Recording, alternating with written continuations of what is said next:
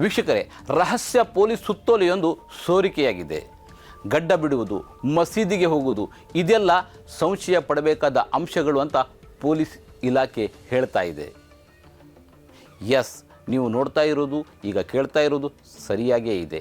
ಗಡ್ಡ ಬಿಡುವುದು, ಮಸೀದಿಗೆ ಹೋಗುವುದು, ರಂಜಾನ್ ವೇಳೆ ಮಸೀದಿಯಲ್ಲಿ ಧಾರ್ಮಿಕ ಪ್ರಾರ್ಥನೆಗಾಗಿ ಕಾಲ ಕಳೆಯುವುದು ಹಾಗೂ ಅರಬಿಕ್ ಭಾಷೆಯಲ್ಲಿ ಪರಸ್ಪರ ಶುಭಾಶಯ ಕೋರುವುದು ಈಗ ದೇಶದಲ್ಲಿ ಅಪರಾಧ ಅಥವಾ ತೀವ್ರವಾದದ ಲಕ್ಷಣವಾಗಿ ಕಾಣಲಾಗ್ತಾ ಇದೆ.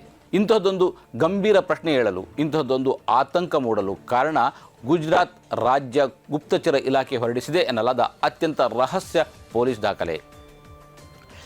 ಈ ದಾಖಲೆ ಈಗ ಬಹಿರಂಗವಾಗಿದೆ. ಏನಿದು ವಿವಾದಾತ್ಮಕ ಆದೇಶ, ಇದರ ಹಿಂದಿರುವ ಸತ್ಯಾಸತ್ಯತೆಗಳೇನು ಎಂದು ತಿಳಿಸುವುದೇ ಈ ಹೊತ್ತಿನ ದಿ ಹಂಟ್ ವಿಶೇಷ. ನಾನು RLO ಹಾನಿಮಳಗಿ, ನಿಮ್ಮೆದುರು.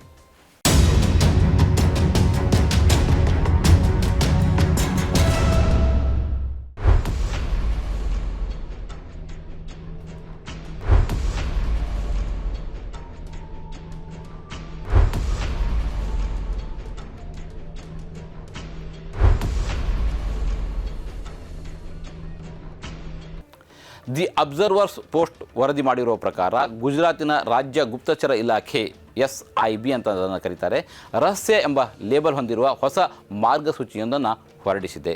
ಗುಜರಾತ್ ಗೃಹ ಇಲಾಖೆಯು ಪ್ರತಿ ಜಿಲ್ಲೆಯಲ್ಲೂ ತೀವ್ರವಾದ ನಿಗ್ರಹ ಘಟಕಗಳನ್ನು ಸ್ಥಾಪಿಸಿ ಅನುಮೋದನೆ ನೀಡಿದೆ. ಅದರ ಅಡಿಯಲ್ಲಿ ಪೊಲೀಸರು ಕಟ್ಟುನಿಟ್ಟಾಗಿ ಪಾಲಿಸಬೇಕಾದ ಪ್ರಾಮಾಣಿತ ಕಾರ್ಯಾಚರಣಾ ವಿಧಾನ ಅಥವಾ SOP ಅನ್ವಯ ಸಾರ್ವಜನಿಕರ ದಿನನಿತ್ಯದ ಚಟುವಟಿಕೆಗಳ ಮೇಲೆ ಕಣ್ಣಿಡಲು ಸೂಚಿಸಲಾಗಿದೆ. ತೀವ್ರವಾದವನ್ನು ತಡೆಯುವ ಹೆಸರಿನಲ್ಲಿ ಸಾಮಾನ್ಯ ಮುಸ್ಲಿಂ ಧಾರ್ಮಿಕ ಗುರುತುಗಳನ್ನು ಗುರಿ ಮಾಡಲಾಗಿದೆ. ಪದೇ ಪದೇ ಮಸೀದಿಗಳಿಗೆ ಭೇಟಿ ಕೊಡುವುದು, ಧಾರ್ಮಿಕ ಗುಂಪುಗಳೊಂದಿಗೆ ನಿಕಟ ಸಂಪರ್ಕಗಳನ್ನು ಹೊಂದುವುದು, ಗಡ್ಡ ಬಿಡುವುದು, ಬುರ್ಖಾ ಧರಿಸುವುದು, ಅರಬಿಕ್ ಭಾಷೆಯಲ್ಲಿ ಶುಭಾಶಯಗಳನ್ನು ಬಳಸುವುದು ಹಾಗೂ ಧಾರ್ಮಿಕ ಕಾರಣಗಳಿಗಾಗಿ ಶಿಕ್ಷಣ ಮತ್ತು ಕೆಲಸವನ್ನು ಬಿಡುವುದನ್ನು ಇದರಲ್ಲಿ ಅನುಮಾನಾಸ್ಪದ ಲಕ್ಷಣಗಳು ಅಂತ ಪಟ್ಟಿ ಮಾಡಲಾಗಿದೆ. ಅಸ್ಸಲಾಮು ಅಲೈಕುಂ, ಜಜಾಕಲ್ಲಾಹು ಖೈರ್, ಇನ್ಶಾ ಅಲ್ಲಾ, ಸುಬಹಾನ್ ಅಲ್ಲಾ, ಅಲ್ಹಮ್ದುಲಿಲ್ಲಾ ಎಂದೆಲ್ಲ ಮುಸ್ಲಿಮರು ಪ್ರತಿ ಹಂತದಲ್ಲೂ ಹೇಳುತ್ತಲೇ ಇರುತ್ತಾರೆ. ಈಗ ಇವೆಲ್ಲ ಅನುಮಾನಾಸ್ಪದ ಶಬ್ದಗಳಾಗಿ ಗುಜರಾತ್ ಪೊಲೀಸ್ ಇಲಾಖೆ ಹಾಗೆ ಗುಜರಾತ್ ಸರ್ಕಾರ ಕೇಳ್ತಾ ಇದೆ. ಇದರ ಜೊತೆಗೆ ಸಿಗ್ನಲ್ ಅಥವಾ VPN ಅಂತಹ ಆ್ಯಪ್ಗಳನ್ನು ಬಳಸುವುದು, ಅಫ್ಘಾನಿಸ್ತಾನ ಮತ್ತು ಮಧ್ಯಪ್ರಾಚ್ಯದ ಸಂಘರ್ಷಗಳ ಬಗ್ಗೆ ಚರ್ಚಿಸುವುದು, ಹಾಗೆ ISIS ಉಗ್ರ ಸಂಘಟನೆಯ ಪ್ರಚಾರ ಸಾಮಗ್ರಿಗಳಾದ ದಾಬಿಕ್ ಮತ್ತು ರುಮಿಯಾ ಹೊಂದಿರುವವರ ಮೇಲೂ ನಿಗಾ ಇಡುವಂತೆ ಪೊಲೀಸ್ ಇಲಾಖೆ ಸೂಚಿಸಲಾಗಿದೆ.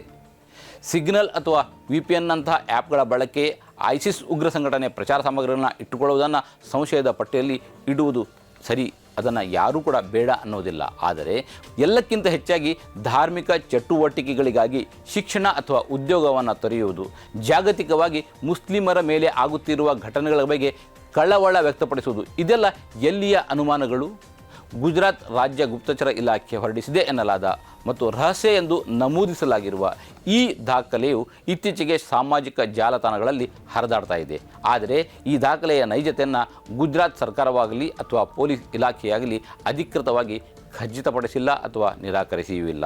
ಇದೆಲ್ಲವೂ ಸದ್ಯಕ್ಕೆ ಗುಜರಾತ್ ಸರ್ಕಾರದ ಅನುಮಾನ. ಇದು ಮುಂದೆ BJP ಆಡಳಿತ ಇರುವ ರಾಜ್ಯಗಳಿಗೂ ವ್ಯಾಪಿಸಬಹುದು.